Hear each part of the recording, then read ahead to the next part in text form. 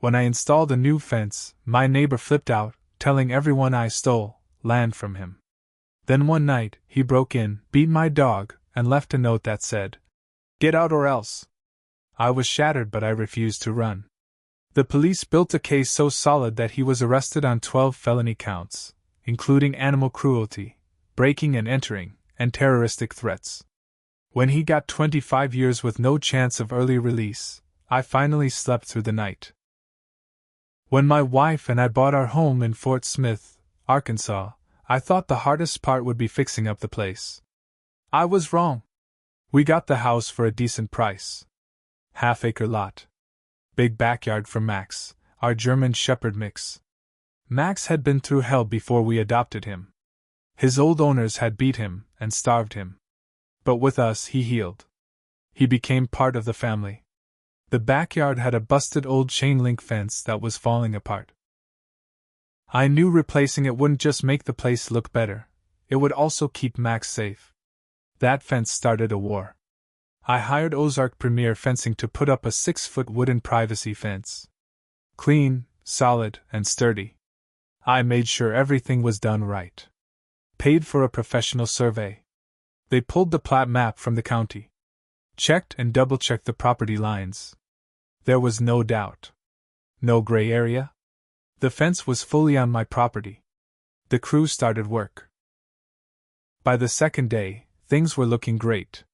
That's when Gordon Wells, my neighbor from 2 doors down, stormed over.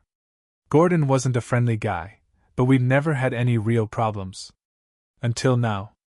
He marched onto my property like he owned the place. His breath stank of beer. His eyes were wild. "You're stealing my land," he barked. "That fence is 5 feet over the line." I tried to keep calm. "Gordon, we did a full survey. You can see the paperwork if you want." "I don't need paperwork. I've lived here 30 years. I know where my damn land starts." He pointed to where the old fence had sagged for who knows how long. "That's the line? You're a thief." I explained again, as politely as I could, that the survey proved otherwise. The old fence wasn't accurate. It never had been. He wasn't hearing it. "You'll regret this," he said, turning red in the face. "I'll make sure of it." Within 2 days, Gordon had told half the neighborhood I was a land thief. That I was stealing 5 feet of his yard. People started looking at me different. The worst part? His cousin worked at the local Ace Hardware and stopped selling me supplies. It wasn't just awkward. It was hostile. I still kept calm. "Let's stick to the facts," my wife said. "Don't let him scare you." I tried. God, I tried. But Gordon wasn't just trying to scare me. He wanted to break me. At first, it was small stuff. My trash cans knocked over. Nails scattered at the end of my driveway. A dead squirrel thrown into my yard with a note pinned to it. "Move while you still can." I reported it to the police. They took a statement, but not much came of it. No cameras. No witnesses. Just suspicion. I installed security lights. Bought a Ring camera. Bolted the gates. Max stayed close to me whenever we went outside. I noticed he was getting nervous, always looking toward Gordon's property. It was like he knew. My wife had gone to see her mom in Boonville. I stayed home with Max. Around 1:15 a.m., I woke up to the sound of glass shattering. Max was already at the bedroom door, growling low in his throat. Then came the barking. Furious. Protective. I grabbed the baseball bat I kept by the bed and ran toward the living room. What I saw froze me in place. Max was on the ground. Whimpering. Bleeding. And standing over him, crowbar in hand, was Gordon Wells. He didn't wear a mask. He didn't care. "You've got 1 week," he sneered. He threw a folded note on the floor. "Get out or else," I charged, swinging the bat. But he was already bolting back through the smashed window. By the time I got outside, he was gone. I rushed Max to the Fort Smith Animal Emergency Clinic. He had 4 broken ribs. A punctured lung. Deep bruises all over. The vet said it was a miracle he was alive. We'll do everything we can, she promised. As they worked on him, I drove straight to the police station. Officer Tamara Bell took my report. I gave her the note Gordon left. She looked at it. We'll dust for prints. But we'll need more. I told her everything, the threats, the nails, the dead squirrel, the false rumors. She listened carefully. We'll take this seriously, she said. You have my word. I didn't know it then, but Officer Bell had her own reason to care. Years ago, her brother's dog had been poisoned by a neighbor. That case went nowhere. She swore it wouldn't happen again. Police dusted the note. Gordon's fingerprints were all over it. A search warrant was issued. They searched Gordon's house and found the crowbar he'd used, leaning by his back door. A notebook where he logged when we came and went. Photos of Max with the word target written underneath. Homemade explosives, small, but enough to count as terroristic threats. 2 illegal guns. He wasn't supposed to own any because of a past domestic violence conviction. The case exploded. They hit him with animal cruelty, breaking and entering, assault, stalking, terroristic threats, illegal possession of firearms, property damage, and 6 more felony charges. 12 felonies. Gordon was arrested that same day. No bail. His cousin at Ace Hardware tried to stir up more trouble, telling people I had set Gordon up. But that backfired when he was caught threatening another customer and got himself fired. Some neighbors who had believed Gordon started avoiding me. Others came by to apologize. One woman brought cookies and said, "We never knew how bad he really was." It took 6 months, but Gordon's trial was a disaster for him. His defense tried to claim I had provoked him. The jury didn't buy it. Max's medical records told the truth. The notebook told the truth. The threats, the explosives, the surveillance photos, every bit of it told the truth.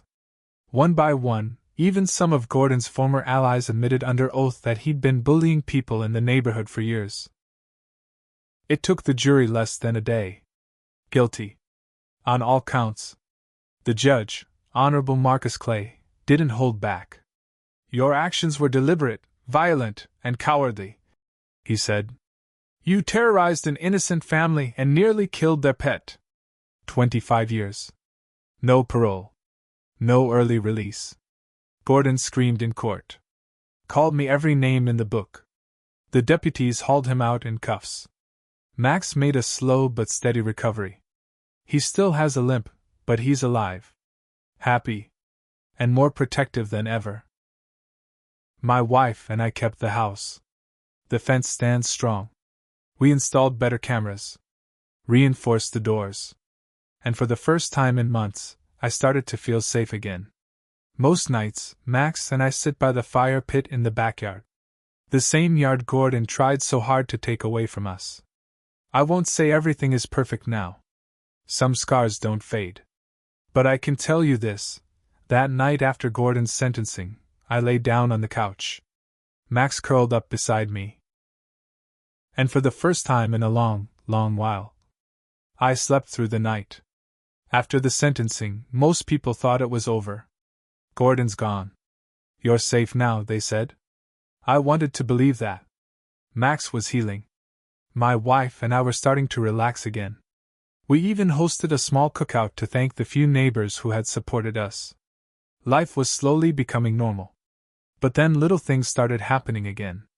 First, it was my mailbox. Someone smashed it. Then a week later, my wife's car tires were slashed in the middle of the night. At first, I thought it was random vandalism. Fort Smith wasn't the safest town. Things happened. But then I found a note inside my mailbox, tucked behind the mangled door. "You put family behind bars. You'll pay." It wasn't signed, but I didn't need it to be. Gordon had family in the area. Cousins. His brother Ray Wells lived just a few blocks away. A man just as bitter, just as dangerous. I called Officer Bell again. She came out right away, looked at the note, took pictures, and filed a new report. But she was honest with me. This is different now. They haven't crossed into assault or breaking and entering yet. It's harder to get warrants for this kind of intimidation. So I have to wait until they actually hurt us? I asked. Her eyes darkened. No. But we need more. Cameras. Evidence. I bought more security cameras. Floodlights. Reinforced locks. Max was on high alert, pacing the yard every night. My wife and I started carrying pepper spray even inside the house. We weren't going to run. Not this time. Not ever. 2 weeks later, at 3:42 a.m., my new front yard camera caught someone creeping toward our truck. It was Ray Wells. He was holding a container, looked like gasoline. My stomach turned cold. I called 911 while watching him live on the app. Before he could do anything, I blasted the floodlights and yelled through the speaker. Smile for the police, Ray. He bolted. But this time, he didn't get far. The responding officers were already patrolling close because of my previous reports. They caught him 2 streets away. In his truck bed? For gas cans, rags, and a lighter. Ray was charged with attempted arson and stalking. But unlike Gordon, Ray was granted bail. He paid it and was back on the street within 48 hours. That's when the real fear sank in. Ray had nothing to lose. His job fired him. His wife left him after the arrest. He blamed me for all of it. Officer Bell warned me. He's spiraling. Stay alert. Don't go anywhere alone. 3 nights after Ray got out, Max woke me up around 2 a.m. Low growl. His hackles up. I checked the cameras. Nothing. But Max wouldn't calm down. He kept pawing at the back door, staring into the dark yard. I listened carefully. That's when I heard it, a soft metallic clink. Like a gate latch. I grabbed my shotgun and stepped out onto the porch. Standing by my back gate was a figure in a hoodie. It wasn't Ray. This man was taller. Bigger. When I racked the shotgun, he ran. Fast. Max lunged forward, barking so loud it echoed down the whole street. Officer Bell reviewed the footage. The figure wasn't clear enough to ID, but we could guess. Gordon's nephew, Kyle Wells? He had a record for theft and burglary. It was like the whole family had declared a silent war. Gordon was locked up, but his relatives wanted revenge. We tried to get a restraining order against the Wells family. The judge granted one against Ray, but not Kyle. There wasn't enough hard proof yet. Officer Bell increased patrols, but the Wells family was smart. They stayed just inside the law. Intimidation. Trespassing. Threats. But no direct violence. Not yet. My wife wanted to leave the state. I can't keep living like this, she said, crying. I can't keep looking over my shoulder. But I looked at Max, his scarred side rising and falling as he slept beside us. No. If we leave now, they win. This is our home. I'll protect it. After that night when Kyle tried to sneak into my yard, something inside me changed. I wasn't just defending anymore. I was ready to go on offense. I used some of our savings and hired a private investigator. Rick Garrison. Ex-cop. Quiet, sharp, and not afraid of trouble. I told him everything. The attacks. The threats. The whole Wells family history. Rick nodded and said, If they're planning something, we'll know before they do. Within a week, he found what the police couldn't, or wouldn't, look for. Kyle, Ray, and another cousin, Shane Wells, were meeting at a scrapyard on the edge of town. Not just to hang out. They were trying to hire someone. Rick planted a tracker under Ray's truck and followed them one night. They were talking to a guy named Brent Sykes, a known felon who'd done time for arson for hire. Rick got audio from a distance. Ray. We want the house gone. Burn it to the ground. Make it look like an accident. Brent. Gonna cost you. Kyle. We'll pay. That was it. Solid proof. Rick gave me the audio. We brought it straight to Officer Bell. This time, the police couldn't say it was just intimidation. It was conspiracy to commit arson, terroristic threats, soliciting a felony. The DA moved fast. Warrants were issued for Ray, Kyle, Shane, and Brent. But by the time the cops went to arrest them, Ray and Kyle had vanished. Only Shane and Brent were caught. For 3 days, no one knew where Ray and Kyle had gone. My wife was terrified. She stayed at a friend's house. I stayed home with Max. I wasn't running. I added more cameras. Bought a second shotgun. Rick even stayed nearby in case things went south. Then, on the 4th night, my motion detector tripped at 3:11 a.m. 2 figures. Hoodies. One carried what looked like a gas can. Max barked so hard I thought he'd hurt himself. But they didn't try the yard this time. They stood at the edge of the property. Silent. Just staring. It was Ray and Kyle. Daring me to come out. I didn't. I called 911. The dispatcher already had my address flagged as high priority. But by the time the squad cars arrived, Ray and Kyle had disappeared into the night. Rick warned me. They're testing you. They're planning something bigger. They want to scare you into making a mistake. He was right. But they'd made a mistake first. That night's camera footage, this time in full HD, caught both their faces. Clear as day. Officer Bell took the footage to the DA. Warrants were reissued. Now, it wasn't just arson conspiracy. Because of the prior restraining orders, the footage turned their trespass into felony stalking. Violation of protective orders. And because they had the gas can? Attempted arson, again. Kyle's girlfriend came forward after seeing the news. She told police where Kyle and Ray were hiding, an old hunting cabin near Alma, about 20 miles out. She said she was tired of their crazy family feud, and didn't want her baby growing up around violence. Sheriff's deputies and state police surrounded the cabin the next morning. Kyle surrendered fast. Ray didn't. He fired a shot out the window. No one was hit.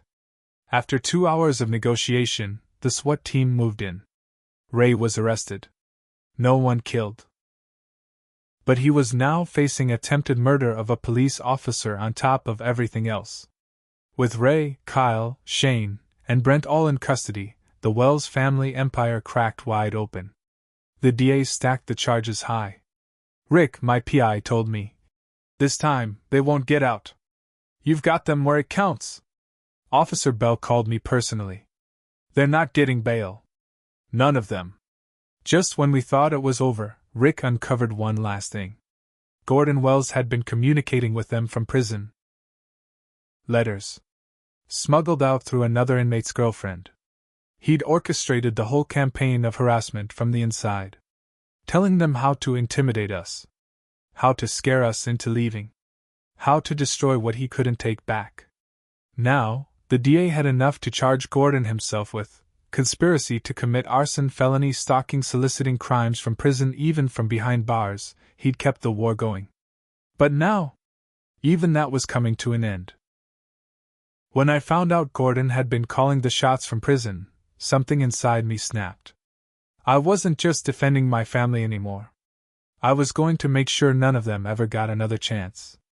Officer Bell and the DA moved quickly. Gordon was brought back to court in shackles. The prosecution presented the letters Rick had uncovered. They showed how Gordon directed every move, telling Ray to slash my wife's tires.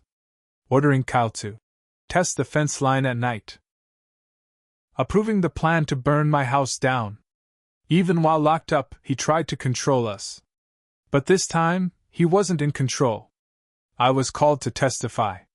When I took the stand, Gordon stared at me like he used to, like he was still the big man, still in charge. But his eyes looked older now. Beaten. Tired. I told the jury everything. From the first day of the fence to the night Max almost died to the final standoff at the hunting cabin. I showed the pictures of Max's injuries. The jury sat silent. A few wiped away tears. Gordon never said a word. He knew it was over. Gordon, An additional 40 years for conspiracy, stalking, and soliciting crimes. No parole. Ray, 35 years for attempted arson, felony stalking, and attempted murder of a police officer. Kyle, 20 years for conspiracy and felony stalking. Shane and Brent both took plea deals, 15 years each. The Wells name used to mean something in our part of Fort Smith. They owned businesses. They had cousins in the city government. Now, it meant crime, failure, and prison. Their homes went into foreclosure. Their remaining family members moved out or changed their names. The neighborhood changed too. People who once glared at me now waved when they passed. The few who had stood by Gordon either kept quiet or moved away. But victory came with a cost. My wife struggled with fear long after the arrests. She started therapy. I did too. Max, my brave, loyal Max, still limps. He's older now. Slower. But he's alive. And every night he sleeps beside me without fear. I thought revenge would feel like triumph. It didn't. It felt like survival. Like dragging yourself out of a fire and counting who made it out with you. But it was also justice. The Wells family tried to take everything from me, my land, my safety, my family. Instead, they lost everything. Because I refused to back down. And because Max never stopped fighting for me. Now, when I sit by the backyard fire pit, Max at my feet, I stare at that fence. The fence Gordon tried to destroy. It still stands. So do we.